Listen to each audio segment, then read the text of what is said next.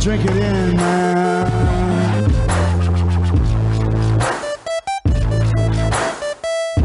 Touchdown, Detroit Lions! Cornbread! Cornbread! Cornbread! Drink it in, man.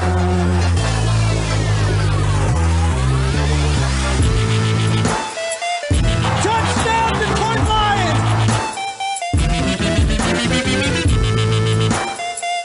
Touchdown, Detroit Lions!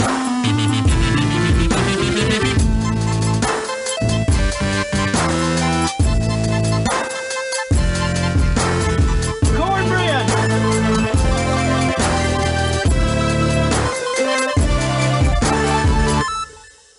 Detroit Koolaid. Detroit Koolaid drinkers. What's going on, boys? It's your boy Derek Oakley right here, the host of the Detroit Koolaid Cast, talking all things Detroit Lions as we always do. You know what it is. Drink it in, man. Cornbread! Cornbread! You guys know I'm coming at you talking all things NFL draft. Couple days away. Lions are still talk of the league. Good and bad right now. Mostly positive, as we always spin it positive here on the Koolaid Cast. But, gosh, so much to talk about. So, everybody, you can hit me up on Twitter. That's at Derek Oakrie, DEREK, OKRIE. Hit me up with your questions, what you're thinking heading into Thursday and Friday and Saturday for this draft. Who knows what I'm going to be up to? I mean, I'm going to try to be on the Twitter machine. I am going to be possibly doing live audio or audio that I'm going to do live and then put out for you guys later. I know me and Chops did a combo show last year. He's on a family vacay. He's going to be plugged in with the draft, but we won't be doing that this year. But the DTO scouting office is ready. I mean, never been more ready, more organized. Cannot wait for this to come. The fridge is full with food I should not be eating and haven't eaten in a long time, but I'm looking forward to getting this thing kicked off Thursday. So, gosh, this is like where to start. You know, we've done mock drafts, we've done scenarios, we've done players, we've had Logan Lamorandier from Sports Illustrated on, we've had Choppy on, we've had some solo shows from me giving you guys my thoughts on players. I think they're before the draft drops or tomorrow or who knows. Like, I think I'm going to have Joey Christopoulos at Joey Sports Guy from the Believe Podcasting Network here on the show. We've been wanting to talk some ball. Our schedules haven't matched up, so if all goes well, I think we're just going to jump on here before the draft gets rolling on Thursday and talk some football. Just very loose scenarios, who he likes, what's going on in the division, all those things we always talk about. So cannot wait for that. But, on this show, I mean, I want to get into a couple topics. I mean, I want to start it off talking about Jameson Williams, Jamo. I've got thoughts. I also want to talk to you guys about the rumor innuendo about the Lions looking to trade down at 18. And then as I got recording today, hearing things about the Lions trading with Philadelphia Eagles at pick 10 and other teams, maybe them willing to move out of 6 as well. So, of course, there's just so much going on with that kind of stuff. And then after the commercial break, after our great sponsors, I want to talk to you guys about a clean draft prospect. Some of the guys that I think are just no doubt players, guys that have great, game tape, good character, no real injury concerns, no anomalies when it comes to height, weight, speed. People that would fit the Lions. I'll give you a couple names as well as talk through what a clean football player is and what it means to the Detroit Lions. And then I think I'm going to end the show with some predictions. How I think it's going to go down. Some players that I want to consider with those first 2 selections. And what the Lions will be looking to do throughout the draft when it comes to kind of those predictions or overall approach. So, as I often say, let's not mess around. Let's get right into this and start talking some Lions football. So, let's start with Jameson Williams. I mean, last Friday, I believe it came out of the blue. Lots of Lions players, staffers, coaches, whatever it may be, got popped for gambling, a few gamble on the NFL. Those players have been let go. Quintez Cephas, Jamo, I believe it was. Some people in the front office or in the Lions facility, let's put it that way, appears to be let go due to some gambling issues. And unfortunately, Jameson Williams was popped with a 6-game suspension for gambling on non-NFL games, but at the Lions facility. So, I'll just say right off the top, I mean, to me, it's a technicality, but, I'm not big on Jamo, a young kid like that, getting real deep into gambling, and I'm also not, it's a rule. So coaches and teammates and whoever should have obviously queued him up, being a rookie, being a young cat, of what you can and can't do, and if they did and he didn't follow, that's an issue. If they didn't let him know and he didn't know the rule, that's an issue. So, I don't want to say either that this kid's a big gambler. It could have just been something very simple. I'm hopeful that the NFL will look at this and say, wasn't on NFL games. Yeah, it was at the facility, but maybe he was in his car. Maybe it wasn't fully explained. And, I'd love it to come down. 6 games is a long time in NFL season. It really is. So that was very disconcerting. Lots of people are all up in arms. Let me say this. I want to talk about this kid for a second. He came into the Detroit Lions injured, but we never expected to have the chance to get him. Picking at 32, jumped all the way up to 12, got probably the best playmaker in the NFL draft. We knew he was injured. He was injured. Yes, it might have taken a little bit longer than we all would have hoped for, but we pretty much knew he's going to miss significant time last season. He did that. Don't hold that against Jameson Williams. From all things that we saw on the sidelines and everything, that went down with this kid, he looked like he was a great teammate. Always was plugged in when he was on the sidelines. Nobody had a bad word to say about him. When he hit the practice field, everyone's wowed by his speed, his playmaking ability, all that good stuff, and he was still getting himself healthy. So that's first and foremost. Secondly, if you want to be negative on this kid, I mean, yeah, he's been all over social media, IG, whatever. He's doing videos. He's out late at night at Coney Islands. He's hanging with his friends, whatever. This guy's 21 years old, in that range. He's a kid. He likes having fun. And what I like about Jameson Williams is he's true to himself. He doesn't try to be somebody. He's not trying to be the ultimate buttoned-up pro. He's a young 20-year-old kid with crazy speed that is an absolute playmaker in the NFL and a swaggy football player, which we knew when they took him. So I don't want him to change any of that. I feel like that's, what I loved about him was his game, as well as what comes with his game, which is grit, which is a love for football, which is nasty mentality, which is I'm going to roast you and toast you and make you extra crispy and you can't do anything about it type game from the wide receiver position. Yes, I think he might be more of a big play guy more than a guy that's going to get 7-8 catches a game, have a lot of these 100-yard consistent performances. I think you're going to see huge games from Jameson Williams once he gets rolling. I'm talking 150 and 2 tugs. I'm talking 200 plus if he gets a couple deep balls on certain games. And he's going to help us win football games. So, I guess people are nitpicking, he gets the suspension and he goes to Vegas for this boxing match. I have no issue with that in my heart, my head, because that was probably scheduled a long time ago. There's nothing wrong with going to a boxing match. I don't care if it's in Vegas, in Texas, in Florida, overseas, wherever. If that's what you want to do and you want to go there with your friends, he's obviously got the money to do so, and he can do so. Oh, it's a bad look. He just got caught for gambling. Now he's in love. Now he's at an event having fun. So what?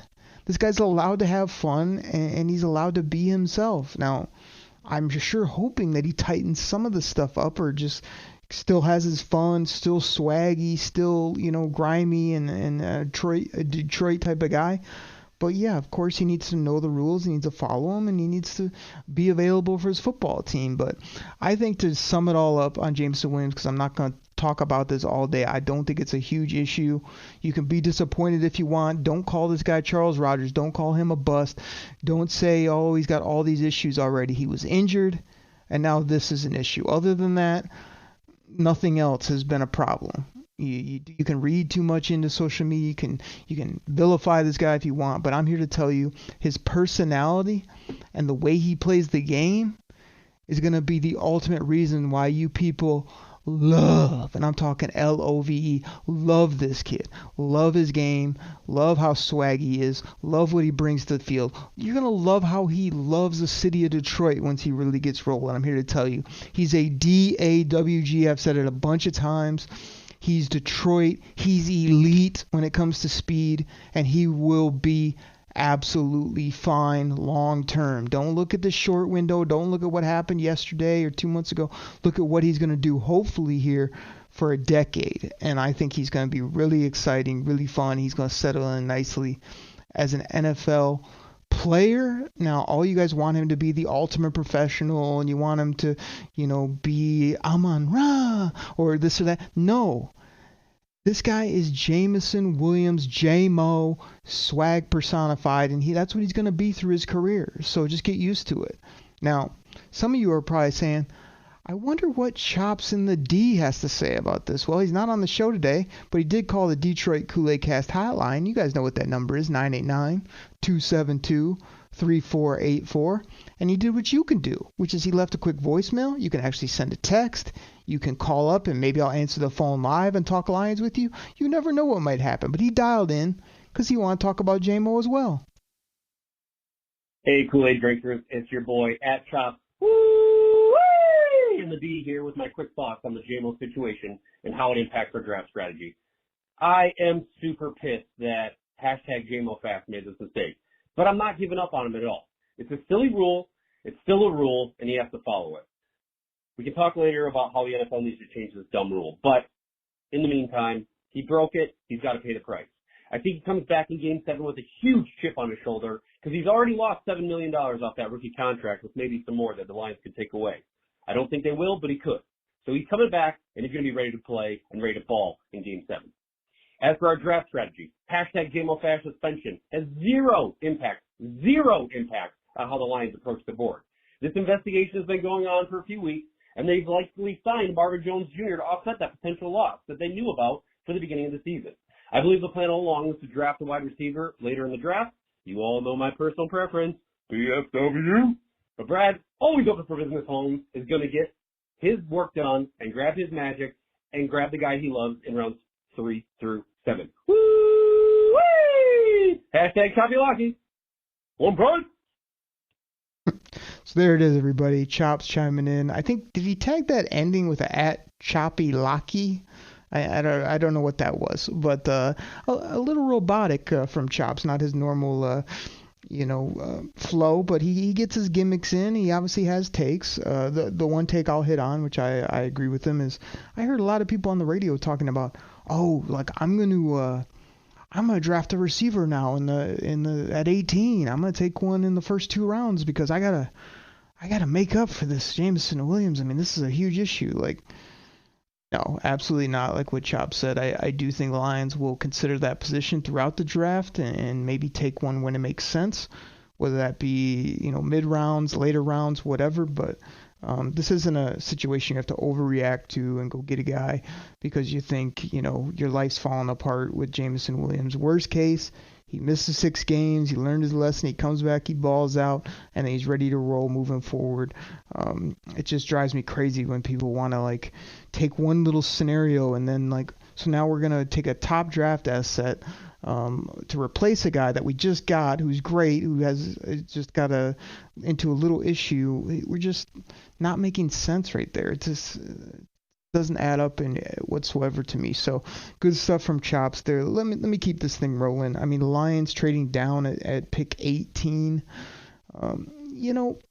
This is one of those things where there's so much smoke. There's so many things talked about before the NFL draft. It feels like that ridiculousness. I've always been a basketball fan my whole life, and yeah, the NBA isn't what it used to be when Michael Jeffrey Jordan was out there doing his thing, or I put a tweet out where all the Lions players said that if they could trade places, they'd trade with LeBron. LeBron versus Jordan. It's not even a question. It's Michael Jeffrey Jordan all day, every day, the greatest of all time, the greatest athlete. I mean, it's him and Tom Brady as the greatest across all sports forever, always. I mean, simple. Don't tell me, oh, I didn't see him live, so I don't know. Go watch 23. I mean, it is what it is. So, gosh, that was the heyday. Now the NBA is a little bit watered down, but like all the stuff you hear before like the NBA trade deadline, and then usually nothing happens. Sometimes that's sort of what happens with the Lions in the NFL draft. You hear all this craziness, and then like come day, they kind of stick and pick and take their players. So, you're hearing that the Eagles want to move up, possibly for Jalen Carter. I mean, sure, come on up to 6. You can have him. We'll take your first next year. We'll take a second or third rounder and keep it rolling and take your pick at 10. I mean, totally cool with that. The Lions moving out of 18 was something that was really talked about. Of course, if there's plenty of players they like at that spot, I would love them to slide down in round 1, or you can go out of round 1 all together if you ask me, because I did tweet it out as well that, and this isn't just this year. People say this is a watered down draft. This isn't many first round or whatever. For years now, I've been thinking rounds 2 and round 3 is where you find great football players that start for your team that make no money on rookie contracts. It's the absolute sweet spot of the draft. If you have a GM who knows what he's doing, like Brad, Holmes, Cookin. I mean, wait till the chef gets rolling on Thursday and does his thing once again. So, the Lions could trade down, but I think it's a lot of talk. There will be a lot of movement, I think, in this draft. There'll be a lot of unexpected things, which is why we all love it. And it's all going to go down here in a couple days, or, even less than that when you're hearing this. And it's going to be fun to watch. It's going to be a couple things that you didn't hear anything about that are going to happen, which is cool. But I would expect less movement from the Lions when it's all said and done, and more just selecting good football players that can help their team and that can help keep them rolling, on the trajectory that they're on. So, I'm never too worried about like, oh, I can't move past this spot. I won't be able to find a good football player. Like, that's ridiculous to me. Yes, there's tiers in the draft at certain spots or at certain positions, but, I think Brad Holmes can move around, up, down, all around like he wants to and find good players as you should be able to in basically every draft. So, everybody, I want to keep this thing a little bit tighter. So I want to get out right now, have my sponsors, our great sponsors, come in. Please check them out, Reality Sports Online. I haven't shouted them out in a while, but go check out PFF All 22 if you love fantasy football. Go do a full draft on PFF All 22 and see how you like it. You basically get to draft a full football team, all the positions. Totally fun. The guys over there are awesome. That thing's growing day by day. It's gonna be huge. It's gonna be one of the bigger things in fantasy football. So between them and what Reality Sports Online is doing, you also got to check out our great sponsors over at Spotify. If you guys don't listen via Apple iTunes, I recommend Spotify. It's a great way to just get in on the show. Get it sent right to your phone, as well as, we're on Amazon Music. We're on basically any platform you want to listen to the Detroit Koolaid Cast. So you can always drink it in, everybody. Drink it in, man. So yeah, let's get all them in. Check them out for sure. Even, Spotify for podcasters. If you want to start your own show or you want to get something rolling, you could do that too. And, check them out, listen to that, and then when we come back, I'm talking all things NFL draft right after the break. So, everybody, I'll be right back.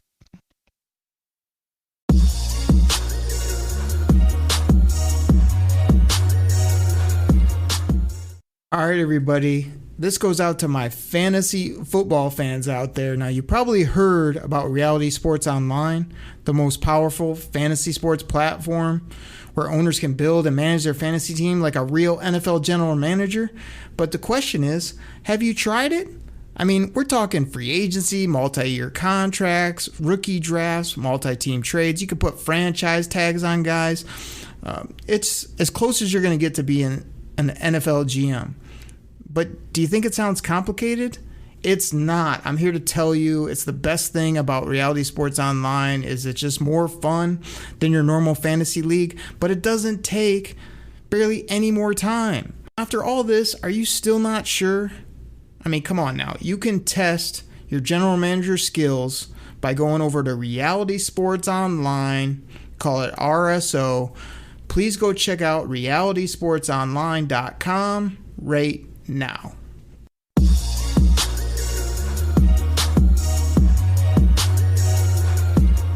All right, Kool-Aid drinkers, I'm back from the break. Thank you guys so much for the sponsors, I always say. And normally I have some Kool-Aid shout-outs, but I just want to recommend this is a great time with the NFL Draft to dial up that Kool-Aid hotline, 989-272-3484.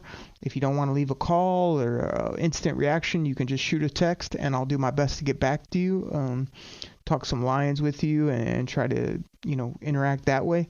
You guys can also find me on Twitter, as I said earlier, at Derek Oakrey. Go check out at Chops and the D, at Joey Sports Guy, L. Lamorandier for what Logan's going to be up to the next couple days. And, it should really be fun when this draft gets rolling and everything. So I'll just leave it at that. Appreciate all you guys that listen. It really helps the show. If you make me laugh on Twitter, or you talk ball, or you are in any of my fantasy leagues, I appreciate you. And, let's keep all that rolling here, not only the next few days with this draft, but season after season, show after show, day after day. It's just really fun. So I told you guys I want to talk about clean prospects, guys that are great football players, have what you're looking for when it comes to size, no questions. You don't have to stay up at night with these guys. And like some of the names that came to the top of my head, and again, we're kind of focusing on those first couple picks, first and foremost. You guys have heard me talk so much about Anthony Richardson, the quarterback from Florida. And the reason I talk so much about him is Anthony Richardson is like 6'4", 250 pounds. He has a cannon arm. He's a great kid. He wants to be great. You're not going to have to worry about him off the field. Smart. His physicality is ridiculous. He can throw. He can run. To me, again, it just checks all those boxes of, like, if I'm setting up what I want in a potential star quarterback or star football player, Anthony Richardson has everything. He's like the ideal number one pick type player. So if he's there at 6, I'm taking him. He's trumping everything else that I could do to help my team now or to fill a position of need.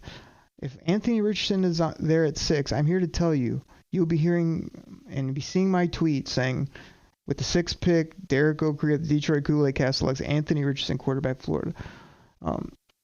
I love what I've heard about him. Again, if he was just an athlete that didn't love football, or I had to worry about him, you wouldn't be hearing this from me. But he's so clean in every aspect, and he has such high upside that I'm not only willing to gamble on all that he's going to grow into all that. I just think it's a very safe, clean player that I'm willing to invest in. Same thing with the other guy that everyone talks about here in Detroit, Will Anderson. I've heard like draft nicks and people on the media try to nitpick this guy. Oh, he can't do this. Oh, he can't bend. I'm not sure. He got all the sacks on this, or he played at Alabama, so that helped him. Like, no. Will Anderson, again, fits everything you look for in a top-end defensive player. He gets after the quarterback, knows how to play his position on multiple levels. He's productive, multiple years in college, great kid, great family, nothing to worry about with Will Anderson. It's a slam dunk draft pick, a great selection for any team, especially the Detroit Lions. The other guy you guys have heard me talk a lot about, and I'm kind of moving off this point just because I don't feel like this position is necessarily of need or that we need to take him this high at maybe 6 or 18, but Peter Skoronski, the Skronk. I mean, this is another guy that I don't have to worry about. He comes from a great background. He's so solid in every level. He's very clean and very productive, and that's why I've continued to tout him. I think that he'll be a better guard at the NFL level, but God, if I can get a guard that can play right, can play left tackle, can move at 4 or 5 spots on my line, that's very valuable for me, especially when the kid has no issues, no weight issues, no concerns off the field, productive, smart kid, loves the game. I mean, Another reason to just put Skronk on your list is a guy that at the right spot you'd be willing to take. And here's the guy I wanted to almost mention first, but I'm kind of going down my list of how I sort of rank them. But I've been talking about Nolan Smith. Wait, let me fix that. Nolan Smith with like 18 Fs. I've been talking about this kid forever, and now he's getting this late draft buzz. You want to know why? Because he's a tremendous person, leader, football player. Don't give me, he's 230. He's a edge outside linebacker that runs 4.39. Like, he's fine for speed at where he plays the position, productive in college, crazy measurables at the combine, always been talked about as a leader and a captain and a great kid and a great person you want on your football team. That's why I elevated him into my top 6. If the quarterbacks and the 3 defenders are gone, Nolan Smith is my next guy. Now, I've heard people breaking down, but he can't play at when they run the football. You can't have him on 11 personnel, 12. Like, I have none of those concerns with Nolan Smith. He's a very clean prospect. He's a dynamic athlete, and I'm drafting him because he's such a good football player in my locker room, in my community. The guy in the middle of my huddle getting people ready to go. All those things are just as valuable as how fast you run, how big you are, and what you did previously. I want to know that you're going to be a great person, and this is a 5-year contract when you take them in the first round. It's a 4-year deal after that. Like, I want a guy that's going to be great for those 4 or 5 years plus a double dip. I want to re-sign these players, and Nolan Smith's a clean, great prospect that I can do that with. Now, Devon Witherspoon, however you want to say it, like, I think he fits Detroit so well. I think Kirby loves him. I think Brad Holmes probably loves this kid. I feel like Dan Campbell loves him. The only thing I don't love about Devon Witherspoon is taking him at number 6 overall as a cornerback, a smaller cornerback. But I put him on my clean prospect list because, again, the character, what he brings to the table, the tenacity, the physicality, the ability to tackle, all those things that you don't find in some other corners like Christian Gonzalez or some of these other guys that we talked about. Like, Devon Witherspoon is that DAWG at the position. You guys saw me put a tweet out at 6 and 18, and like, he's on my 18 list. I love Devon Witherspoon at 18. Love him at 6, but he is a clean prospect on everything that I've seen. I haven't seen any issues with him. The only thing you could say he's not completely clean, in my opinion, is that size. 190 pounds, a little bit shorter, 5'10-ish, somewhere in that range, I think. I mean, other than that, I love everything he brings to the table, both on tape and personally. And personally, and on and off the field, is just as important to me as the tape or the highlights or the, what he does technique-wise, in my opinion. That's what I've learned over the last few years, is that you cannot just discount, he's a horrible guy, but he does X, Y, and Z. Like, that's not going to work out well for you long term. That's why I'm kind of off on Jalen Carter. There's too many red flags, too many maybes for me. But these guys I'm telling you about are clean. Are guys I don't have to worry about if the Lions turn the card in.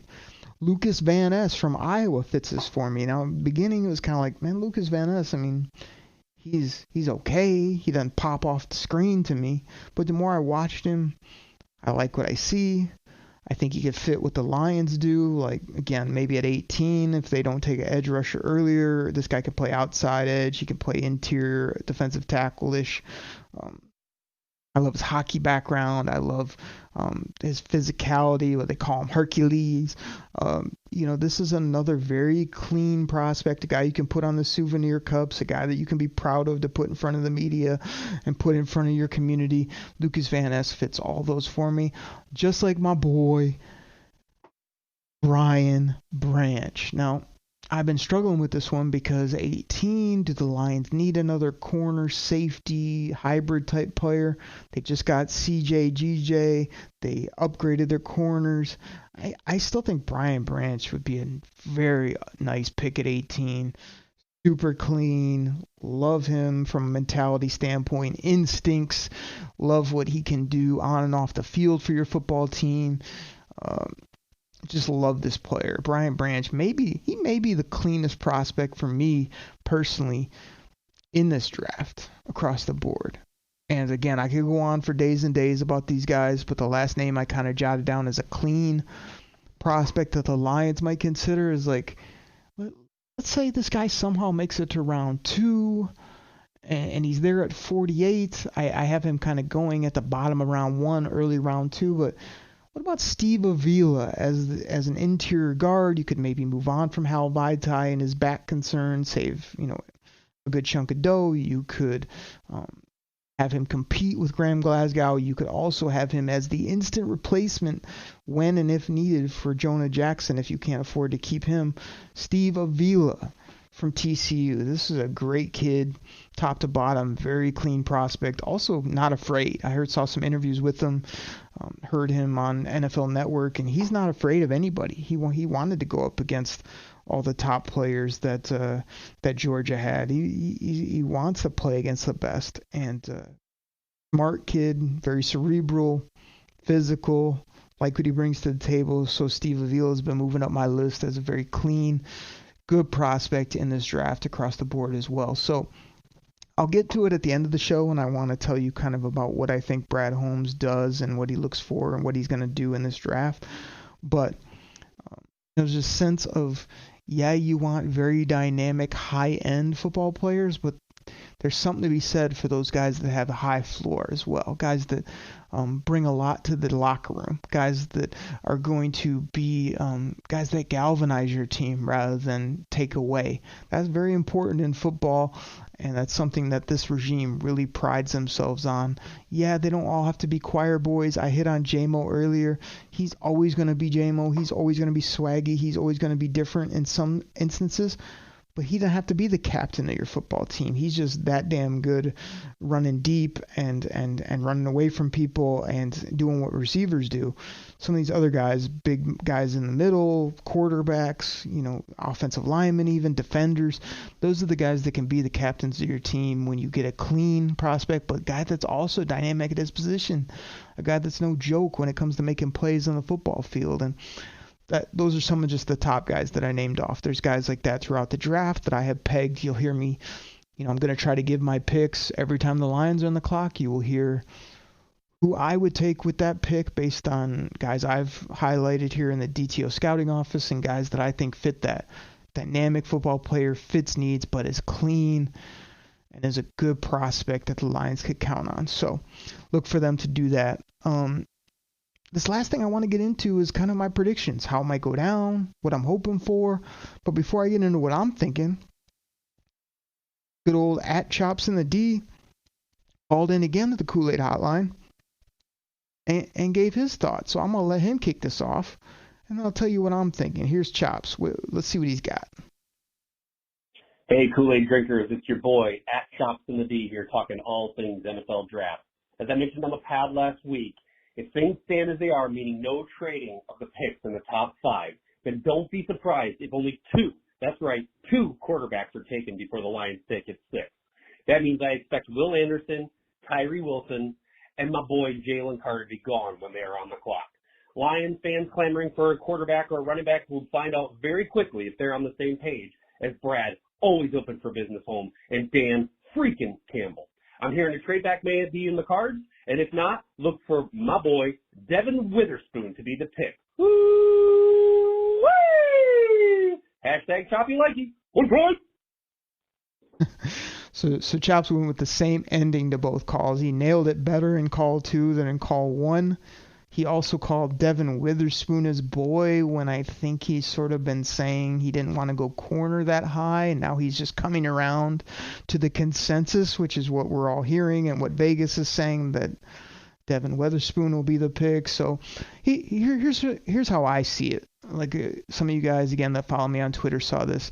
At pick 6, this is how I have it stacked. Anthony Richardson, Will Anderson, C.J. Stroud, Tyree Wilson, Jalen Carter, Nolan Smith. I'm getting one of those football players at pick 6 if I stay there. I do have Jalen Carter in there. I was interested. I think the Lions might have moved him completely out of their consideration at this point. The talent can't be questioned, but there's a lot of other things that can be. I think it's a coin flip of we'll never really know, but the Lions do have a alpha moxie mentality where they could just be like, we don't freaking care about any of that. He's a big physical athlete that moves bodies, and we love that, and we're willing to take that risk. Or they could be like, no, we're leaning towards the clean, safer, but also good football players that are out there, and they may just steer clear altogether. I don't know, but he's still in my top 6, and yes, he's above Nolan Smith, based on talent and based on me at that point being willing to take the risk. My head tells me to take Nolan Smith ahead of Jalen Carter, but I just can't, based on talent and the Lions needing a big physical interior player to move bodies and get after the quarterback. So that's why I have Carter, then Smith. And some people will call me crazy for having Nolan Smith in my top 6. I mean, they'll say he's a middle, late first round guy. He's too small. He can't play a physical NFL game. I laid out all the reasons earlier why I love this football player, top to bottom. When it comes to pick 18, who knows who will be there at that point. I don't see the Lions really trading out of 18. I feel like every draft, kind of falls where there's just so many good players at a pick like that you either didn't expect or that you fond of type of thing, that I think they'll be more than happy to make that pick. So when I was laying it out here as we get closer, my first option at 18 would be Devin Witherspoon if he's still there. And there's been nothing to suggest that he will be. I mean, people have him at 6, at 7, to the Vegas Raiders, pick 8, pick 10 to the Eagles. Then they got, him maybe going to the Patriots. There's so many fits. I mean, Steelers could take a kid like that, no question. So I don't see him getting 18, but I don't know what's going to happen. So if he's there, he's a very nice pick for me at 18. You guys know I've loved Kalijah Kancey. You can tell me his arms are too short. You can tell me he's too small. You can say he's not going to do this, he's not going to do that. The Lions need a penetrating defensive tackle that gets after the quarterback, and if I don't take one early, which I probably won't do because I'm not too fond on Jalen Carter, the next guy down for me is Kalijah Kancey. And yes, I have a few concerns about some of those shortcomings, but has juice. He's a good kid. He gets after people, and you've seen that on tape. So I don't need him to be a run stuffer. I don't need him to be on play, quote unquote, every down. I know that's what some of you guys get hung up on as, well, I can't take a player if he doesn't play all the snaps. Well, I can take a player that has a specialty and comes in on third down and kills quarterbacks and ends up with double-digit sacks at 18, and that player for me would be Kalijah Kancey. You guys heard me talk about Lucas Van Ness. I like his versatility. I like his physicality. I could see him being a favorite at 18, depending on what they do at 6.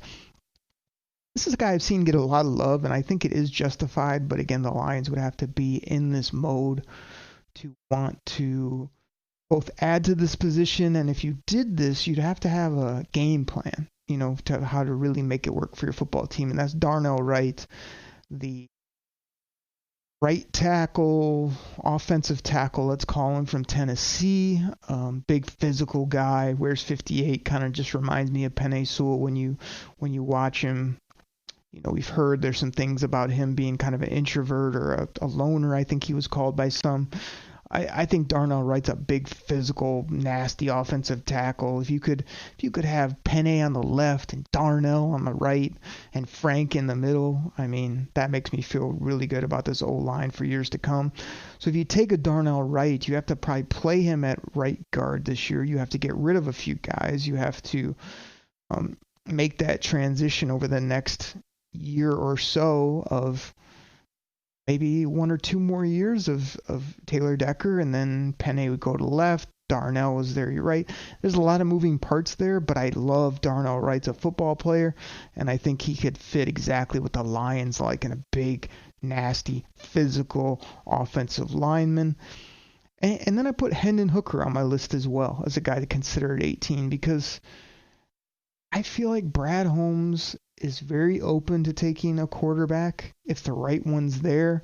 I don't think he's going to meddle around and take like a Hayner or wait till, a McKee like I've talked about before. I see him taking a big swing if he's going quarterback. That's Anthony Richardson, that's CJ Stroud, that's Hendon Hooker, or not a big swing as far as when you would take him, but a bigger swing on the athletic and just the tape that a DTR, Dorian Thompson-Robinson comes.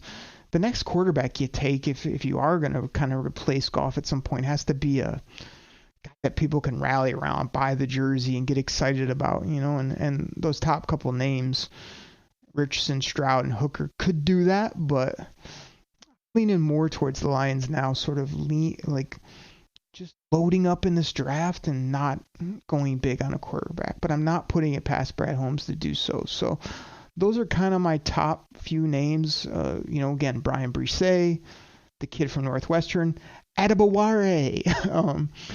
Our names. Miles Murphy might be available at 18.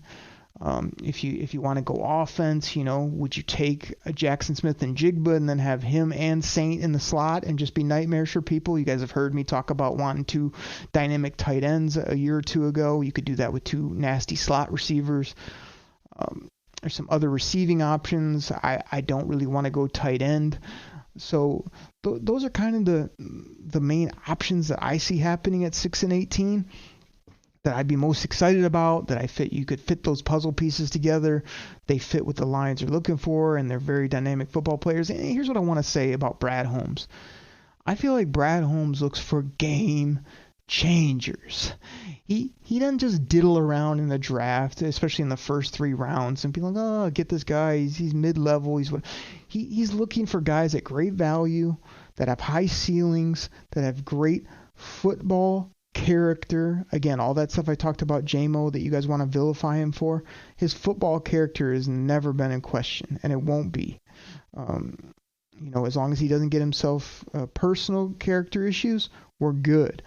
And so I think he molds those two together. Is this guy a game changer? Is this guy like a top guy on our board, and does he have great football character?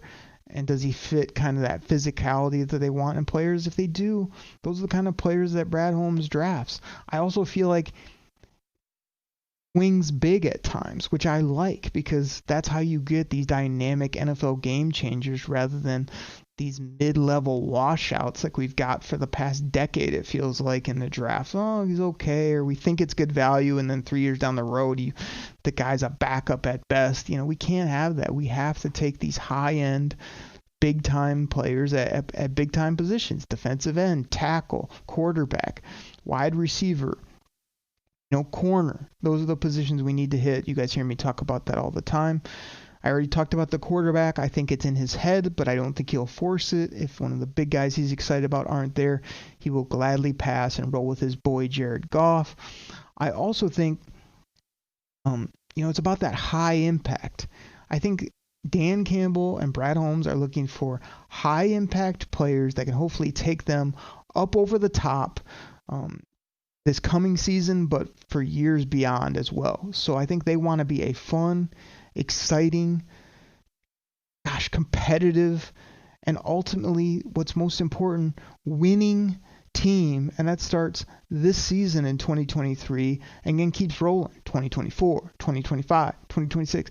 They have like a 4-year window, I feel like, here, where they want to build the nastiest, best team they can and try to win at the highest level. I'm not talking about sneaking the playoffs. I'm not talking about that one home playoff win that we all want so bad at Ford Field. I'm talking about win at the absolute highest level. We're talking Super Bowls. We're talking Lombardis right now. That's what they're looking for. So everybody, as you could tell, I'm fired up for the draft. I can't wait for it. I'm going to get you some bonus content before then.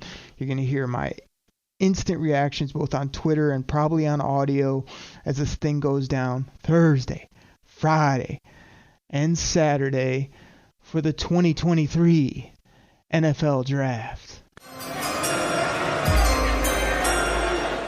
Everybody, I'll catch you next time right here on the Detroit Koolaid Cast. Take care, everybody.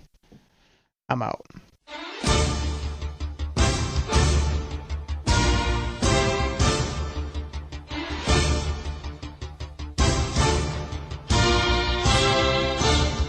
Drink it in, man.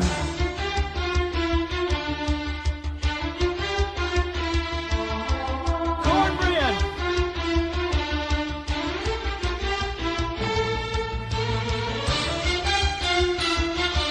Cornbread.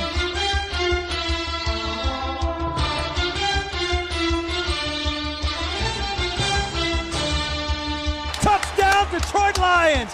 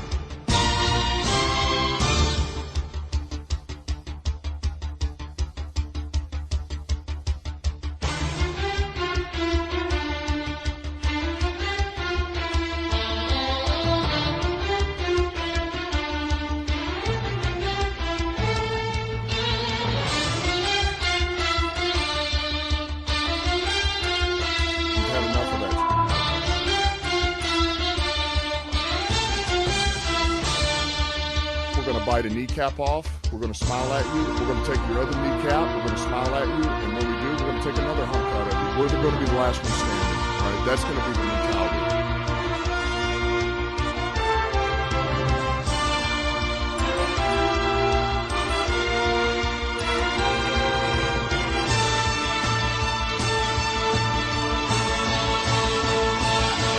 Unleash Hutch. Rodrigo!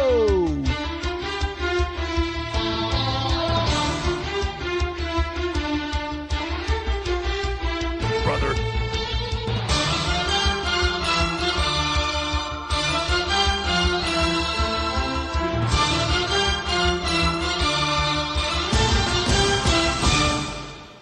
Give me a hell yeah. Oh, hell yeah. And that's the bottom line, because Stone Cold said so. Woo! Pack the bag, start the plane. This game is over. It is over. What a comeback by the Lions. Drink it in, man.